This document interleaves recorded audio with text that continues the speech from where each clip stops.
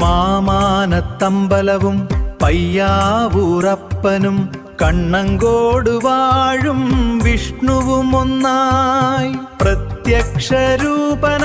വാഴുന്ന ദേവാ കുന്നുംബ്രത്തൻ മുത്തപ്പ ദേവാ മനസ്സിലെ ഇരുളകറ്റാൻ വരേണമേ നാഗഗുരുദേവി ചൈതന്യത്താൽ കുടികൊള്ളും ദേവാ